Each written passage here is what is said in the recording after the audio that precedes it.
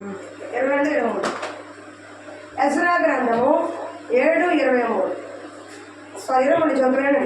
మేము ఉపవాసం ఉండి ఆ సంగతిని బట్టి మా దేవుని వేడుకొనగా ఆయన మా మనవిని అంగీకరించెను. ఈ మాసము నీ ప్రార్థన ఏ విషయాల్లో ప్రార్థన చేస్తున్నావో, వేటి కొరకు ప్రార్థన చేస్తున్నావో నీ మనవిని దేవుడు అంగీకరించునుగాక. నీ మనవిని దేవుడు జవాబిచ్చునుగాక. నీ మనవిని దేవుడు ముద్రవైనుగాక. మమ్మికులుగా ప్రేమించే మా ప్రియ పరలోకపు తండ్రి, నీకు వందనాలు స్తుతి స్తోత్రాలు చెల్లించుకుంటాం. నీ కృపా కనికరాన్ని బట్టి ఈ వాగ్దానం మా జీవితంలో అయా నెరవేర్చామని, మా మనవిని అంగీకరించామని, కృప చూపించామని, దాని దగ్గర ఫలితాలు మాకు దయచేయమని యేసునామమున అడుగుచున్నాం తండ్రి, ఆమేన్. దేవుడు నీ ప్రార్థన ఆలకిస్తాను అని చెప్పట్లేదు, ఉత్తరం ఇస్తాను చెప్పట్లా. నీ మనవి నేను అంగీకరించాను. ఈ 3 నెలలు ప్రార్థన చేసావా, 3 ఏళ్ల నుంచి ప్రార్థన చేస్తున్నావా, లేదా కొద్ది సంవత్సరాలు ప్రార్థన చేస్తున్నావా, ఈ మాసము నీ ప్రార్థనకి జవాబిచ్చే మాసము, నీ కన్నిటికి జవాబిచ్చే మాసము, నీ సమస్యకి పరిష్కారం దొరికే మాసము, నీ ఒక్క ఎదురు చూపుకి ఎన్నాళ్ళు ఎదురు చూస్తున్నావో దాన్ని దేవుడు ఆమోదించే మాసము. హల్లెలూయా, హల్లెలూయా, హల్లెలూయా. దేవుడు నా మనవిని అంగీకరించెను. ఉదాహరణకి అంగీకారం అంటే నేను చెప్తానండి. ఇప్పుడు మీరు మందిరానికి వస్తూ ఉంటారు, కొంతమంది ఫోన్ చేసి ఏమంటారంటే, అమ్మా మాకు కొంచెం ఒంట్లో బాగాలేదు, లేదంటే మేము పని మీద ఎక్కడ బయట ఉన్నాము, వచ్చే వారం వస్తానండి అంటారు. చెప్పేమంత మగండి అంటారు. అప్పుడు మనం ఏం చేయాలి? సరేనమ్మా వచ్చే వారం తప్పకుండా కలుసుకోమ్మా అని అంటాం. అంటే తను చేసిన మనవిని నేనేం చేశాను? అంగీకరించాను. ఉదాహరణ ఇంకా చెప్పాలంటే, స్కూల్లో పాప లీవ్ లెటర్స్ టీచర్ గారికి ఏం చేస్తుంది, లీవ్ లెటర్ తీసుకెళ్ళి ఇస్తుంది. నాకు ఒంట్లో బాగాలేదనో, రేపు ఫంక్షన్కి సెలవు కావాలనో, ఏదో ఊరు వెళ్తున్నా సెలవు 2 days లీవ్ కావాలనో మిస్ అని చెప్పి ఒక లీవ్ లెటర్ ఇచ్చింది. ఆ మిస్ గారు చదివి ర్యాండీలో సంతకం పెట్టారు. అంటే ఆ పాప మనవిని, ఆ పాప యొక్క విన్నపాన్ని ఆ మిస్ గారు ఏం చేశారు? అంగీకరించారు. మీకు అర్థమవుతుందా? అదే నీకు సెలవుల్లో ఏమనో నేను పడేసింది అనుకో, దాన్ని ఏమంటారు? అంగీకారం లేనట్టు. కానీ చదివి వెంటనే సంతకం పెట్టింది అనుకోండి, దాన్ని ఏమంటారు? ఆమోదం చేసినట్టు, అంగీకరించినట్టు. ఓకే, సెలవు గ్రాంటెడ్. నువ్వు ఏవైతే అడిగావో అది నీకు ఇచ్చాను. సెలవు అడిగావుగా, నీకు ఇచ్చాను. నువ్వు ఊరు వెళ్తానన్నావు కదా, సరే పర్మిషన్ ఇచ్చాను. నువ్వు ఇది చేస్తానన్నావుగా, చెయ్యి అని ఒక అంగీకారం కలవడమే ఇది ఒక గుర్తు అన్నమాట. దేవుడు అంటున్నాడు, నీ మనవి నేను ఆలకిస్తాను కాదు, అంగీకరించాను.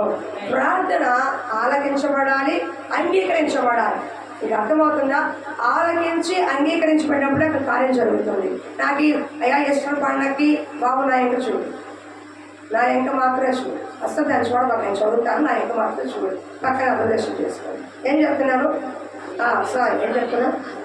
నా గొంతు మీకు వినపడుతుందా? నేను ఉదయం నుంచి కంటిన్యూగా నేను ఉదయం పురుషుల సహవాస ప్రార్థన, మరి 11 గంటలకు ప్రార్థన, మరి అక్కడ గృహప్రవేశాలు ప్రార్థన, సాయం నిన్న గృహపూడి కదా రాత్రి 7 గంటలకు ప్రార్థన, ఇవన్నీ కంటిన్యూగా నేను ప్రార్థన ఉండటం వల్ల గొంతు కొంచెం అయినది. ఎందుకంటే థైరాయిడ్ ఉన్న గొంతు కాబట్టి కొంచెం బొంగులు వస్తున్నట్టు అనిపిస్తుంది. మీకు నా మాట అర్థమవుతుందా? అర్థం కాకుండా సౌండ్ పెట్టుకుంటా.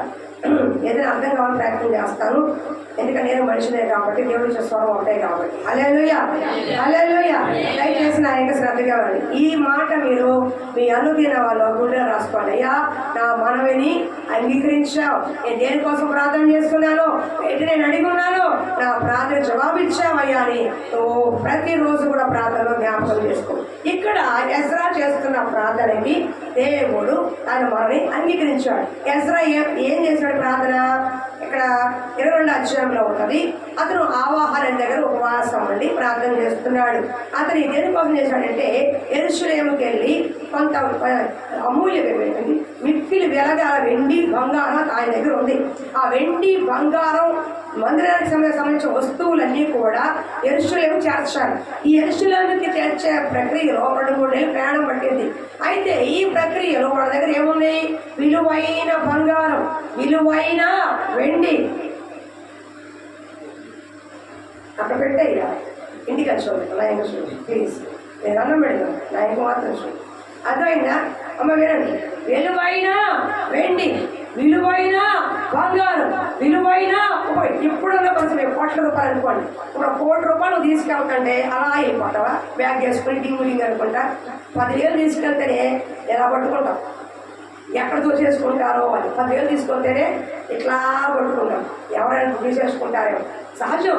అలాంటిది అన్నీ కూడా అప్పుడు ఇప్పుడుకున్న పరిస్థితుల్లో ₹1,00,000 విలువ చేసే ఆ వస్తువులను చేర్చాలంటే రాజుగారి దగ్గరికి వెళ్ళి అడగాలి, అయ్యా మేము యెరూషలేము ప్రయాణం అవుతున్నాము, మా ప్రయాణం అంతా సాఫీగా జరగాలంటే, మా దగ్గర ఉన్నటువంటి వెండి సొత్తు బంగారు క్షేమంగా ఉండాలంటే మీ సైనికులు మాకు కాపలా పంపించాడు. ఒక 10 మంది సైకిల్ పంపించారనుకోండి, ఏ దొంగలను వచ్చినా దోచుకునేవారు వచ్చినా వాళ్ళు ఏం చేస్తారు? యుద్ధం చేస్తారు. మాకేం చేస్తారు? కాపలా కాస్తారు అని అడుగుదాం అనుకున్నాడు. ఏనండి అడగల, అడుగుదాం అనుకున్నాడు. కానీ ఈ లోపుగా ఎజ్రాకు మాట గుర్తొచ్చింది. ఏమని? మా దేవుడు రాజుగారి దగ్గర ఏం చెప్పాడంటే, ఆయన మేలు కలగ చేయుటకై ఆయన ఆశ్రయించు వారందరికీ మా దేవుని హస్తము తోడుగా ఉండును గాని ఆయన హస్తమును ఆయన ఉగ్రతయు ఆయన విసర్జించి వారందరి మీదకి వచ్చునని మేము రాజుతో చెప్పి ఉంటేము గనక మార్గమున శత్రు విషయమే మాకు సహాయం చేయనట్లు కాల్వములో రౌతులు రాజు వద్ద కాలు మోసేటకు నాకు సిగ్గుగా తోచెను. హల్లెలూయా. నేను బాబు నేను చెప్తానండి, సమయం తక్కువగా ఉంది కాబట్టి వివరించేస్తా. ఆయన వెళ్ళేటప్పుడు కాపల వాళ్ళని అడగాలనుకున్నాడు. కానీ అంతకుముందే రాజుగారి దగ్గర బాబు నూతను నాయక చూడు ఏం చెప్పాడంటే రాజుగారి దగ్గర, మా దేవుడు గొప్పవాడు శక్తిమంతుడు, ఆయన ఏం చేశాడంట? మేలు కలగ చేయుటకై ఏంటంట? మేలు కలిగితే ఆయన ఆశ్రయించు వారందరికీ మా దేవుడు హస్తం తోడుగా ఉంటుంది. రాజా మా దేవుడు గొప్పవాడు, ఆయన బాహుబలం గొప్పది, ఆయన హస్తబలం గొప్పది, ఆయనకి మా దేవుడు మాకు మేలు కలిగి ప్రతి విషయంలో తోడుగా ఉంటాడు అని దేవుడికి చాలా గొప్పగా చెప్పాడు. బాగా అర్థం చేసుకోండి మాటలు. దేవుడి గురించి రాజుగారి దగ్గర ఉన్నతంగా గొప్పగా సాక్షించాడు. మా దేవుడు మమ్మల్ని చూసుకుంటాడయ్యా, మా దేవుడు మమ్మల్ని తోడుగా ఉన్నాడయ్యా, మా దేవుడు గొప్పవాడయ్యా, మా దేవుడు ఆయన ఆశ్రయించు వారిని ఆయన కాపాడుతాడయ్యా, ఆయనకు మేలు ఆయన నిలబడే వారికి మేలు చేస్తాడయ్యా, ఏ పొదువు కొరతలు ఆయన చూసుకుంటాడయ్యా, మాకు అపాయాలు వచ్చినా ఆపద వచ్చినా మా దేవుడు తోడుగా ఉన్నాడయ్యా అని చెప్పాడు. ఇప్పుడు ఆయన దగ్గరికి వెళ్ళి అయ్యా మా మనుషులు కావాలయ్యా, కొద్దిగా ఈ సహాయం కావాలని అడిగితే చిన్నతనమా కాదా? మా బాగానండి. ఉదాహరణకి మీ ఇంటి పక్కన ఒక అన్నిరాలు ఉంది, బాగా అన్నిరాలు ఉంది, నువ్వు దేవుడు బిడ్డవి, నీకు అర్థం చెప్తా. ఆ అన్నిరాల దగ్గర నువ్వు మా కుదిరినప్పుడల్లా మా దేవుడు గొప్పవాడు, మా దేవుడు మంచివాడు, మా దేవుడు ఉన్నతవాడు, రక్షణ పొందుకోండి, మందిరానికి రండి, మా దేవుడికి అసాధ్యమంటే ఏమీ లేదు, మా కుటుంబం ఇమేల్ చేశాడు, మా కుటుంబం నామేలు చేశాడు, మా కుటుంబం ఇది చేశాడు అని చెప్తా ఉన్నావు. చెప్తా ఉంది.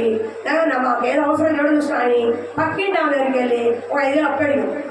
ఎవడిగో ఒక 5,000 అప్పు అడిగావు. అది ఎలా ఉంటుంది?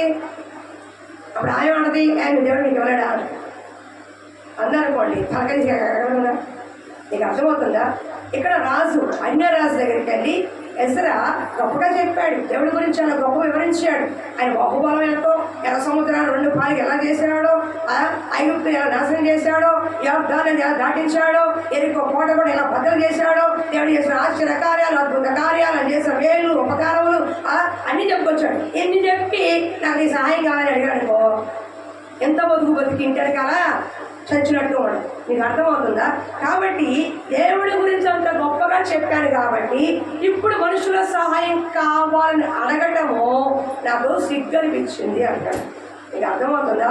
కొన్ని విషయాల్లో దేవుడి పట్ల గొప్ప నమ్మకం కలిగి ఉండాలి. నీ ప్రార్థన అంగీకరించబడాలంటే, నువ్వు చేసిన మనవి దేవుడు ఆమోదించాలంటే, నువ్వు చేసిన ప్రార్థనకు వెంటనే జవాబు రావాలంటే, నువ్వు దేవుడి దగ్గర మనుషుల దగ్గర చేర్చాపటం కాదు, మనుషుల దగ్గరికి నిలబడటం కాదు, మనుషుల దగ్గరికి వెళ్ళి ఏదో నా మనసు తెచ్చుకోవడం కాదు. కానీ దేవుడు నాకు తోడుగా ఉన్నాడని దేవుడి పక్షాన దేవుడిపై నమ్మకంతో నిలబడి ప్రార్థన చేసేవారుగా ఉండాలి. ఇది ఎక్కడ రాజుగారు అడగాలనుకున్నాడు, కానీ దేవుడి గురించి చాలా గొప్పగా చెప్పాడు, దేవుడి గురించి సాక్ష్యంగా చెప్పాడు, దేవుడి యొక్క పరాక్రమ కార్యం చెప్పాడు.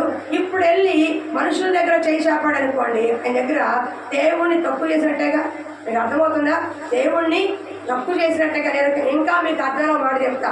మా నాన్న గొప్పోడు, మా నాన్న మంచోడు, మా నాన్న ఏం కావాలో నాకు ఇస్తాడు, మా నాన్న బట్టలు కొనిచ్చాడు, మా నాన్న తీసుకొచ్చాడు, మా నాన్న సైకిల్ కొనిపెట్టాడు, మా నాన్న బండి కొనిపెట్టాడు ఆయన గొప్పగా చెప్పుకున్న అబ్బాయి ఆ ఫ్రెండ్ దగ్గరికి వెళ్ళి మరే 10 రూపాయలు అప్పు ఇవ్వడం అనుకోండి, ఎక్కడున్నది?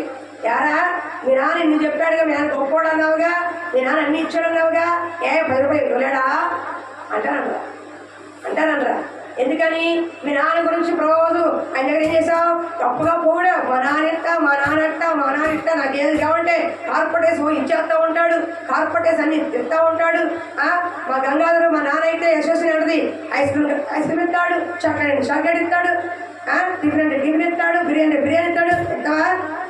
ఇస్తావా? వినపడుతుందా? అయితే రేపు రోజు అబ్బాయి పెళ్ళి వెళ్ళి ఎదురింటికి వెళ్ళి ఒక ఐస్ క్రీమ్ పెట్టాను, 5 రూపాయలు ఐస్ క్రీమ్ చిన్నతనంగా ఉండదు. మీ నాన్న నిక్కలుగా ఇవ్వడానికి అంటే దేవుడి దగ్గర నిలబడినప్పుడు మనుషుల దగ్గర నిలబడకూడదు. దేవుడి దగ్గర రోషంగా నిలబడిన నీ భక్తి, దేవుడి కొరకు గొప్పగా చెప్పిన నీ భక్తి, దేవుడి కొరకు దేవుడు చేసిన కార్యాలు బట్టి సాక్షి చెప్పిన నీ భక్తి విలువ లేని మనుషుల దగ్గర కోల్పోకు. అటువంటి వారి దగ్గర చేతులు శాపంతో లోకము కొందరు రథములు బట్టి కొందరు గృహం బట్టి అసహ్యపడతారేమో, కానీ నేనైతే నా దేవుడైనా యెహోవా నామమును బట్టి అసహ్యపడతాను. నువ్వు సహాయం చేసినా చేయకపోయినా, నువ్వు ఇచ్చినా ఇవ్వకపోయినా, నువ్వు పెట్టినా పెట్టకపోయినా, నా దేవుడు నాకు తోడుగా ఉన్నాడు, నన్ను పోషిస్తాడు. ఈ సేవకు మీరు పిలిస్తే నేను రాలా, మీరు పెడతారని నేను రాలా. దేవుడు పిలిచాడు, దేవుడు నడిపిస్తాడు, దేవుడు పోషిస్తాడు. దేవుడు ఒక మార్గం తెలుసుని నమ్మకంతో వచ్చా. నా నమ్మకాన్ని 6 సంవత్సరాలు దేవుడు హోమ చేయలేదు. అర్థమవుతుందా? కానీ నీ నమ్మకం ఎవరి మీద ఉంది?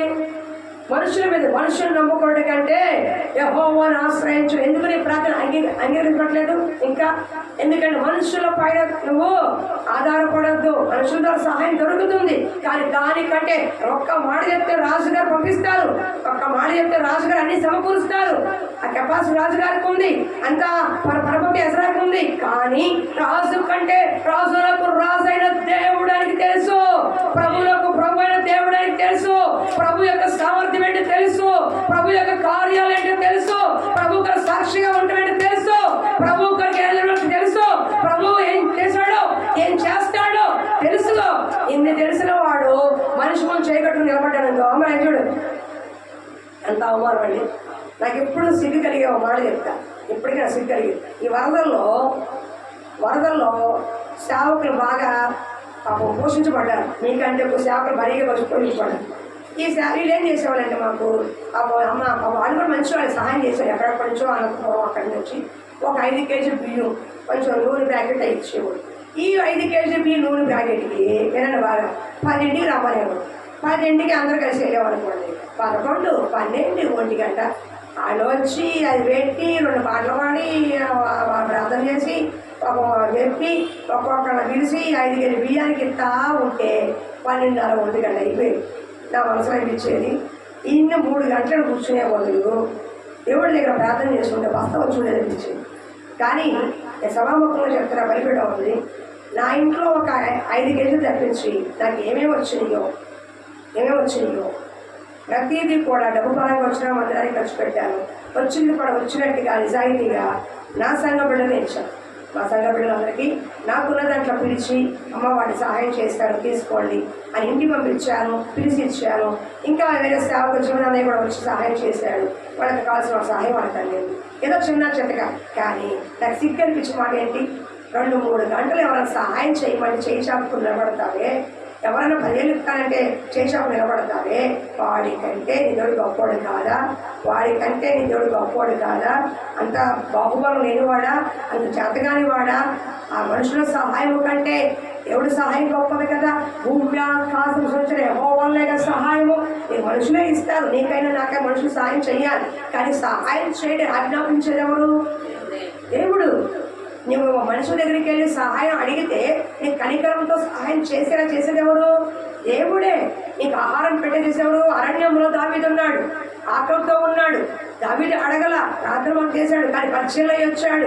పరిచయంలో వచ్చి మామూలు ఆహారం తేలా. అక్కడ రాసి ఉంటుంది, శ్రేష్టమైన భోజనం తీసుకున్నాడు. రాజుగారు అంతఃపురంలో తీసుకునే భోజనము దావీదు అరణ్యంలో ఉన్నప్పుడు దావీదు పనివారికి అక్కడ ఉన్న అన్ని రోజులు పరిచయంలోనే ఒక వృద్ధుడు, దేవుడు నమ్ముకున్న వ్యక్తి, ప్రతిరోజు కూడా దావీదుకి ఆహారం పంపాడు. నువ్వు దేవుడి పక్షాన్ని నిలబడితే నీకేమి కావాలో, నీకెవరి చేయాలో, నీకెప్పుడు ఏది అవసరమో ఎవరి చేస్తాడు. మనుషులు అడిచేది అంత, అడిగితే ఇంతే ఆవగించ అంత. కానీ దేవుడు ఇస్తే గుమ్మడికాయ అంత. అర్థమవుతుందా? నువ్వేం చేయాలి, ఏం దొరుకుతుందా, ఏం చేస్తారా, ఏమి ఇస్తారా, కనబడే వచ్చేదంత కనబడే తీసేయి. నేను కొన్ని ఆఫరీలు పక్కన పెడతాను. ఎందుకు తెలుసా? వాళ్ళు ఎవరిని కనపరచలా? దేవుని కనపరచాలి. ప్రేమగా ఇచ్చి 100 రూపాయలు పర్వాలేదు. పూర్ ఫ్యామిలీ లేని వాళ్ళు ఏదో ఇచ్చారు, తిరిగి వాళ్ళకి ఇచ్చేది. తీసుకోకపోయినా పర్వాలేదు, తీసుకోకూడదు పర్వాలేదు. అన్నీ ఉండి సౌకర్యాలు కూడా ఎంత గడుపుతుంది. అర్థమవుతుందా? కానీ అది వాళ్ళకే ఉన్నది. అదే ఒక షాప్కి వస్తాయి, వాళ్ళకే ఉండడం తెలుస్తుంది. ఎంతో ఒకరోజు వాళ్ళే ఆ ఫలం తీసుకుంటారు, పక్కన పడేది, వాళ్ళకి అవసరం లేదు. దేవుడు ఇంకో దిక్కుని చెప్తాడు, నీ ఆఫరింగ్ మాకు అవసరం, తీసుకోబడి అంతే. అర్థమవుతుందా? అంతే. ఏం ఎత్తారా, ఏం చూస్తారా, అయ్యో ఈ 100 కూడా లేకపోతే ఎట్టగమ్మా, ఈ 100 కూడా లేకపోతే ఎట్టగమ్మా అని కప్పులు పడ్డామనుకో, వచ్చే ఆ 1000 రూపాయల ఆశీర్వాదం మనం పోగొట్టుకుంటాం. ఎక్కడ వంగాలి అక్కడ వంగాలి, ఎక్కడ తీసేయాలి అక్కడ తీసిపారేయాలి. అర్థమవుతుందా? కాబట్టి నీ దేవుడి పక్షాన నువ్వు రోషం కలిగిన వ్యక్తిగా ఉంటే, నీ దేవుడి పక్షాన నువ్వు విశ్వాసం కలిగిన వ్యక్తిగా ఉంటే, నీ దేవుడి పక్షాన నువ్వు మనుషుల కంటే, బంధువుల కంటే, పుట్టింటి వాళ్ళ కంటే, అయిన వారి కంటే దేవుడిని నమ్మకం ఉంచితే నీ ప్రార్థన ఆలకిస్తాడు. ఎసరా ప్రార్థన ఆలకించి ఆయనకు కావాల్సిన మనుషులు దేవుడు పంపాడు. వాళ్ళ ప్రయాణం అంతా కూడా క్షేమము కాపుదల వచ్చాడు దేవుడు. ఎక్కడ అభ్యంతరాలు లేవు, ఎక్కడ ఆటంకాలు లేవు, ఎక్కడ కూడా హాని లేదు. దేవుడు నీకు తోడై ఉంటే, దేవుడు నీ ప్రయాణానికి క్షేమాన్ని, నీ ప్రయాణానికి, నీ సొత్తుకి, నీకు, నీ పిల్లలకి దేవుడు క్షేమాన్ని కాపుదల ఇస్తాడు. దేవుడు ఎప్పుడు నువ్వు దేవుడి కొరకు రోషంగా నిలబడి లభించేది అంత నా దేవుడు నాకు ఉన్నాడు అలాంటి గర్వంగా కాదు. రోషం వేరు, గర్వం వేరు. గర్వంగా తొక్కేస్తాడు దేవుడు. రోషం అంటే దేవుడిని బట్టి. ఎవరిని బట్టి? దేవుని బట్టి. నాకు ఏదైనా అవసరమైనప్పుడు ఇంకా చాలామంది కనపడతా ఉంటారు, చాలా కుటుంబాలు కనపడతారు. వాళ్ళందరికీ ప్రార్థన చేసిందని వాళ్ళు ఎవరన్నా అడిగితే సహాయం చేసేవాళ్ళు, కానీ సహాయం అడగదు. ఎందుకో తెలుసా? మనం వాక్యం చెప్పి, మనం ప్రార్థన చేసి, మనం చెప్తున్న దాన్ని వాళ్ళు వింటూ మనకి లోపడుతున్నప్పుడు, దేవుడి వాక్యం లోపడుతున్నప్పుడు వాళ్ళ దగ్గరికి వెళ్ళి అమ్మ కొంచెం సాయం చేస్తారనుకో, చేస్తారు. కానీ వాక్యం చెప్పేటప్పుడు, ఇలా బలంగా చెప్పేటప్పుడు, ఇలా బల్ల గురి చెప్పేటప్పుడు వాళ్ళ ముఖం చూస్తే ఏం చేయలేరు, చెప్పలేకపోవచ్చు. ఎందుకని? నీ దేవుడు చేస్తాడు, మన దేవుడు చేస్తాడు చెప్పాడు పదకొండు దేవుడు. అక్కడికి వెళ్ళి నేను అడిగాను అనుకోండి, ఆ నమ్మకం ఏమైపోద్ది? ఒకవేళ ఫస్ట్ చేసినా రెండోసారి అయిపోద్ది. ఆ నమ్మకం వాళ్ళకి కోల్పోతారు, వాక్యం ద్వారా తొలగిపోతారు. అందుకే ఒక ఆత్మను కాపాడుకోవడం మన అవసరత కంటే, మన కడుపు నింపుకోవడం కంటే, మన సుఖము కంటే ఒక ఆత్మను కాపాడుకోవడం చాలా ప్రాముఖ్యం. నువ్వు దేన్నైనా నష్టపో, వ్యక్తిత్వాన్ని నష్టపోమాట. నువ్వు దేన్నైనా నష్టపో. ఈరోజు వ్యక్తిత్వం అంటే కూడా తెలియబడబోతున్నాను. సెల్ఫ్ రెస్పెక్ట్ వాళ్ళకి లేదు. అసలు రెస్పెక్ట్ నీకు ఎవరు బయట అవసరం. నిన్ను నువ్వు సెల్ఫ్ రెస్పెక్ట్ తీసుకోవాలి, నిన్ను నువ్వు వ్యక్తిగతంగా గౌరవించుకోవాలి. నేనేంటి, నా స్థాయి ఏంటి, ఎవరి ముందు నిలబడాలి, ఎవరి ముందు మాట్లాడాలి, ఎవరితో పడాలి, ఎవరితో పడకూడదు, ఎవరిని అడగాలి, ఎవరిని అడగకూడదు, ఎవరితో ఉండాలి. అది 1,00,000 రూపాయలు ఆస్తి ఉంది, కానీ భయం లేని బతికాడిది వాడి దగ్గర పడకూడదు. 1,00,000 రూపాయలు ఆస్తుంది, తెలంగాణ రక్షిస్తాడు, కానీ వాడు భయం లేని భక్తి. రేపటి రోజున నిన్ను బట్టి దేవుడు నామానికి అవమానం ఇవ్వాలి. అడగమాక ఇంకా బయట ఉండేది 2 రూపాయలు వడ్డీ తెచ్చుకో, వడ్డీ కట్టుకో, సమాధానం వెళ్ళిపోవాలి. అర్థమవుతుందా? అందుకనే రాజుగారు ఇచ్చే స్థాయి ఉన్నప్పుడు కూడా దేవుడి గురించి అంత గొప్పగా చెప్పానే, దేవుడి గురించి అన్ని విషయాలు చెప్పానే, ఇలా చెప్పి అడుక్కునేవాడు అవుతాను కదా అని సిగ్గుపడి రాజును అడగల. రాజులకు రాజైన ప్రభుని అడిగాడు. అతని క్షేమము, అతని సొత్తు సొమ్ము అన్నీ కూడా క్షేమంగా ఇష్యూ చేయలేదా? కాబట్టి నీ మనం దేవుడు అంగీకరించాలంటే నువ్వేం చేయాలి? దేవుని యందు రోషం కలిగిన వ్యక్తిగా ఉండాలి, నమ్మకం కలిగి ఉండాలి, విశ్వాసం కలిగి ఉండాలి. రెండే చెప్పి ముగించేస్తా, త్వరగా చూడండి. 5 నిమిషాలు ముగించేస్తా, సమయం అవుతుంది. ఈయన 1వ సమూయేలు గ్రంథం 7వ అధ్యాయం, 1వ సమూయేలు గ్రంథము 7వ అధ్యాయము 5వ వచనం చదువుతున్నా. 9. ఇశ్రాయేలు పక్షమున యెహోవాను ప్రార్థన చేయగా యెహోవా అతని ప్రార్థన అంగీకరించెను. 8వ వచనం, మన దేవుడైన యెహోవా ఫిలిష్తీయుల చేతిలో నుండి మనం రక్షించినట్లుగా మా కొరకు ఆయన ప్రార్థన చేయుట మానవద్దని సమూయేలు వద్ద మనవి చేసి, సమూయేలు పాలు విడుదల ఒక గొర్రె పిల్లను తెచ్చి యెహోవాకు సర్వాంగ బలిగా అర్పించి ఇశ్రాయేలు పక్షమున యెహోవాను ప్రార్థన చేయగా యెహోవా అతని ప్రార్థన అంగీకరించెను. నా సబ్జెక్ట్ ఏంటి? నీ ప్రార్థన దేవుడు అంగీకరించాడు కాదు, ఇస్తాడు. ఈ మాసం నీ ప్రార్థన నువ్వు ఏం చేస్తున్నావో, ఎవరి కోసం చేస్తున్నావో, వేటి కోసం చేస్తున్నావో, నీ ప్రార్థన అంగీకరించబడును గాక. ఇక్కడ అంగీకరించబడితే దేవుడి కార్యం చూస్తావు వెంటనే. అర్థమవుతుంది. కాబట్టి మొత్తం ఎజ్రా ప్రార్థన అంగీకరించాడు. అంగీకరించేది క్షేమము, కాపుదల తనకి, తన కుటుంబానికి, తన సొత్తు యావత్తుకే. ఇంట్లో తాళం వేసానా లేదా, గొడుగు విడిచానా, ఎవరు వస్తారా? వద్దు. నీ దేవుడు కంచువలే నీ కౌలు ఇస్తాడు, నీకు, నీ సొత్తుకి, నీ పిల్లవాలి. అర్థమవుతుందా? కానీ ఏం చేయాలి? దేవుడి కొరకు మనం నమ్మకస్తులుగా నిలబడాలి, రోషం కలిగి ఉండాలి. ఎవరి ముందు దేవుడి గురించి చెప్తున్నా వాళ్ళే చేయాలి. అర్థమవుతుందా? ఇది ఒక షరతు. రెండోది, ఇక్కడ ఇశ్రాయేల్ ప్రజలు ఫిలిష్తీయుల దగ్గర ఓడిపోతున్నారు. టైం అవుతుందని చెప్పేస్తా సండే స్కూల్ వాడు. ఇశ్రాయేల్ ప్రజలు ఫిలిష్తీయుల దగ్గర పదే ఓడిపోతున్నారు. మందసం మన దగ్గరే ఉంది, ఫిలిష్తీయుడు మందసం కూడా మన దగ్గరే ఉంది. మందసం ఉన్నా ఓడిపోతున్నారు. ఒకప్పుడు మందసం ముందుగా వెళ్తే యోర్దాను ఏకరాశి నిలబడింది. మందసం ముందుగా వెళ్తే శత్రువులు అందరూ నాశనం అయిపోయారు. మందసం ఉన్న చోట దేవుడి సన్నిధి ఉంది, మనసం ఉన్న చోట దేవుడి యొక్క తోడుగా ఉన్నాడని వాళ్ళు గుర్తు. అలాంటి మనసాన్ని తీసుకొచ్చి ఫిలిష్తీయుల దగ్గర పెట్టి యుద్ధం చేస్తుంటే కూడా ఇశ్రాయేలు ఓడిపోతూనే ఉన్నారు. ఫిలిష్తీయులు తరుగుతున్నారు, చంపేస్తున్నారు. కానీ ఆ మందసం వల్ల వాళ్ళకి ఏ ఉపయోగం కాగట. ఎందుకంటే ఆ మందసము దేవుడి సన్నిధి గుర్తుగా ఉన్నారు, తెచ్చుకున్నారు. కానీ దేవుడు వారి ఎడబాసలేని వారికి తెలియలేదు. ఎందుకని? ఏలీ కుమారులు పాపం చేసిన వారు, పాపాత్ములు వాళ్ళు. మందిరం విషయంలో కానీ, అమ్మల విషయంలో కానీ, అర్పణ విషయంలో కానీ బహుభయంకర పాపం చేశారు. ఏలీని దేవుడు గద్దించాడు. ఏలీ, నీ కుమారులు తప్పు చేస్తున్నారయ్యా, గద్దించు అన్నాడు. ఏలీ పిల్లల ప్రేమతో ఏమల్లా ఒకసారి చెప్పాడు, గద్దించాడు. కానీ తర్వాత పాపం ఏం ఫీల్ అవుతారో, అనందంగా మానేస్తారో, వదిలేసిపోతారేమో అని చెప్పి ఫీల్ అయ్యి పాపం ఊరుకున్నాడు. కానీ దేవుడు ఫీల్ అవ్వడగా లేపేశాడు. ఇద్దరు చేసిన పాపానికి ఏం చేశాడు? ఇద్దరు లేపేశాడు. ఈయన ఫీల్ అవుతుంది. ఆయన ఒకే రోజే తండ్రి పోయాడు, ఇద్దరు పిల్లలు పోయాడు చేసిన పాపానికి. అర్థమవుతుందా? మొత్తానికి ఇశ్రాయేలు చేసిన పాపానికి దేవుని వెంబడించగా అష్టారోతుల్ని బయలుదేవతలు వెంబడించి దేవుడి కోపం తెప్పించింది. దేవుడికి అతి త్వరగా తెప్పించే కోపములో అతి భయంకరమైనది విగ్రహారాధన. అర్థమవుతుందా? విగ్రహాలు ఎందుకంటే అది జీవము గల దేవుడు. ఏ దేవుడు నిన్ను విడిపించాడో, ఏ దేవుడు నిన్ను రక్షించాడో, ఏ దేవుడు నీ కొరకు ప్రాణం పెట్టాడో దాని ఎందుకు కాకుండా మధ్యలో 2 అడుగులు, రెండు మనసుల్లాగా, 2 తలంపుల్లాగా ఇటు అటు ఉంటారని కుదరదు. దేవుడి దగ్గరకు వచ్చినప్పుడు స్థిరమైన నిర్ణయం, స్థిరమైన పునాది, సత్యంలోనే నిలబడాలి. కానీ వీళ్ళేం చేశారు? ఇశ్రాయేలు ప్రజలు సర్వశక్తిగా దేవుడికి తెలుసు, మరి ఐగుప్తు బానిసత్వం విడిపించడానికి తెలుసు, కానానికి ఎలా నడిపించడానికి తెలుసు, 7 జాతుల శత్రువుని ఎలాగా అది మీకు తెలుసు, ఎర్ర సముద్రాన్ని ఎలా పైన తెలుసు, అన్ని పేరు పొందుకున్నారు. అయినా సరే ఆ దేశం వరకు సహవాసం చేసి వాళ్ళ వైపు తిరిగారు. అప్పుడు దేవుడు వాళ్ళని ఎడబాసాడు. అంటే దేవుడు అక్కడ ఆత్మ పనిచేయగా, దేవుడు వారికి తోడుగా లేదు. దేవుడు తోడుగా లేకపోవడం వల్ల యుద్ధాలు ఓడిపోతున్నారు. మనసాన్ని తీసుకెళ్ళి పిలిచి ఈ టైంలో 20 ఏళ్ళు గడిచిపోయింది.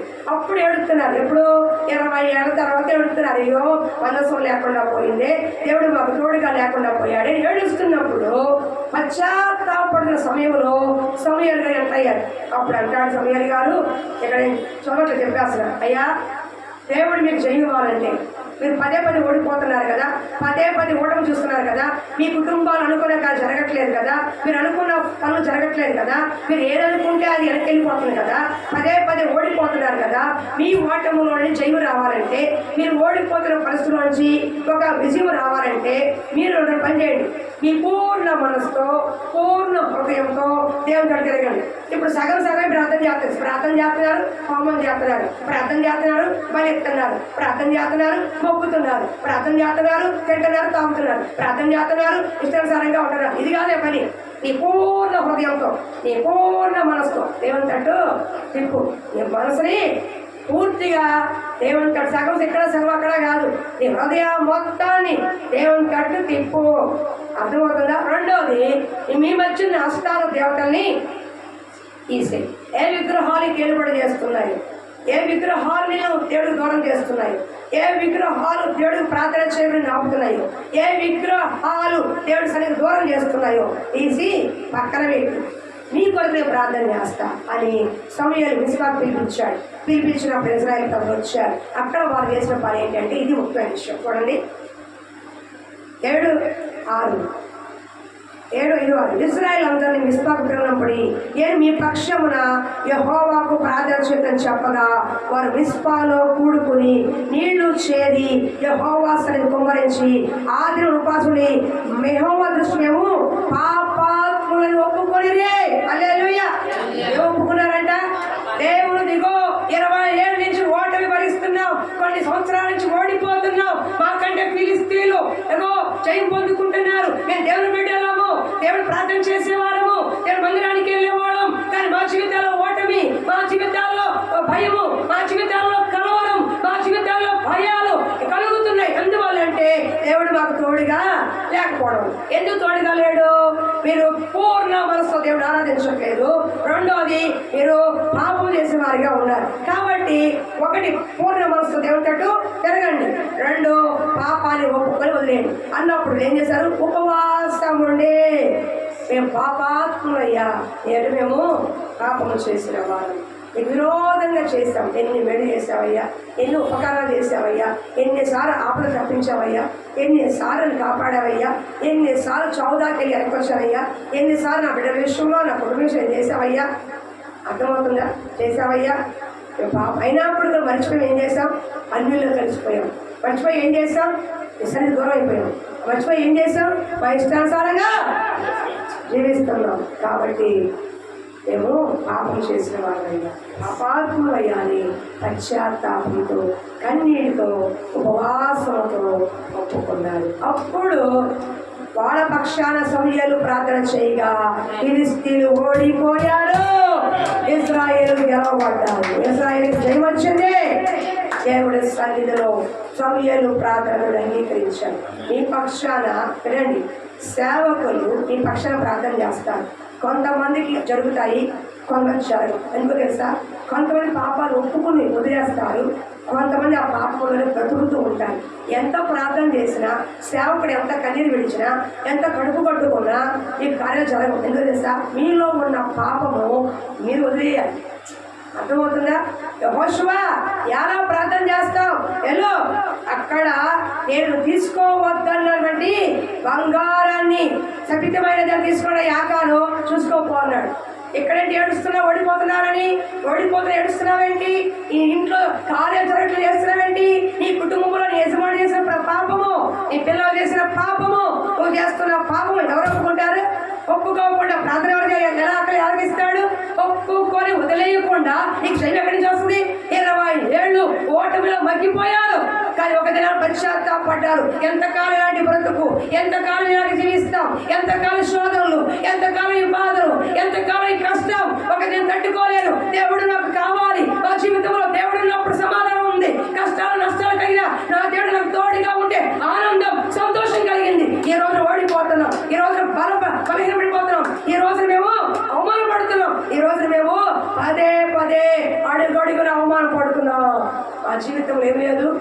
మా ఇంట్లో మా బైబిల్ ఉంది, 100 అక్కడే ఉంది. మా ఇంట్లో బైబిల్స్ ఉన్నాయి, 5 బైబిల్స్ ఉన్నాయి. ఎవరికి కావాలి బైబిల్స్? బైబిల్ ఉంటే కాదు, బైబిల్ లోపల ఉన్నది నీ హృదయంలో ఉండాలి. దేవుడు ఏం చెప్తున్నాడు అది నీకు ఉండాలి. పాపాత్మను ఒప్పుకున్న తర్వాత, ఒప్పుకొని వదిలేసిన తర్వాత వాళ్ళు జయం పొందుకున్నారు. నేను ఓడిపోనయా నా పక్షానుండగా, నేను కృంగిపోనయా నువ్వు నాతో ఉండగా, నేను ఓడిపోనయా నా పక్షానుండగా, నేను కృంగిపోనయా నేను ఏడ్చిన చోటనే మనసారా నవ్వెదా, నేను ఏడ్చిన చోటనే మనసారా నవ్వెదా, నేను పడిన చోటనే ప్రభు కొరకై నిలిచెదా, నేను ఓడిపోనయా నా పక్షానుండగా, నేను కృంగిపోనయా నువ్వు నాతో ఉండగా. దేవుడు ఎజ్రా ప్రార్థన మనని అంగీకరించాడు, సమూయేలు ప్రార్థన అంగీకరించాడు. ఎజ్రా రోషము కలిగి విశ్వాసంతో రాజు సహాయం కంటే దేవుడు సహాయం గొప్పదని మనుషులను చేయి చాపకుండా నిలబడ్డాడు. రెండవది సమూయేలు వాళ్ళకి చెప్పాడు, ఇశ్రాయేలు ప్రజలు ప్రార్థన ఆలకించాలంటే, మళ్ళా మీకు శాంతి సమాధానం రావాలంటే, సంతోషం కలగాలంటే, జయం కలగాలంటే మీరు దేవుని తట్టు తిరగండి అన్నారు. ఇశ్రాయేలు ప్రజలు పూర్ణ మనసు దేవుని తట్టు తిరిగారు, పాపులు ఒప్పుకున్నారు. సమూయేలు ప్రార్థన దేవుడు ఆలకించాడు. మీరు పాపులు ఒప్పుకుంటే మా ప్రార్థన దేవుడు ఆలకిస్తాడు. మీరు ఒప్పుకోండి కప్పుకుంటానే అంటే ఈ మీదే మేము ఎంత చేసినా ఆ ప్రార్థన అడగదు. మూడవది హిజ్కియా ప్రార్థన దేవుడు అంగీకరించాడు. ఎలా అంగీకరించాడు? నువ్వు చచ్చిపోతున్న హిజ్కియా అన్నప్పుడు దేవుడు హిజ్కియా కోట తిరిగి ఏడ్చాడు. నీ సన్నిధిలో నేను ఎలా ఉన్నానో దాన్ని జ్ఞాపకం చేసుకో. దేవుడు నీ ప్రార్థన ఆలకించాలంటే దేవుడి కొరకు చేసిన సక్రియలు కార్యాలు దేవుడికి జ్ఞాపకంగా చేయాలి. నువ్వు చేసే ప్రార్థన కాదు, అనాథలకి, అభాగ్యులకి, దేవుడి మందిరానికి, దేవుడి సన్నిధికి నువ్వేం చేశావు?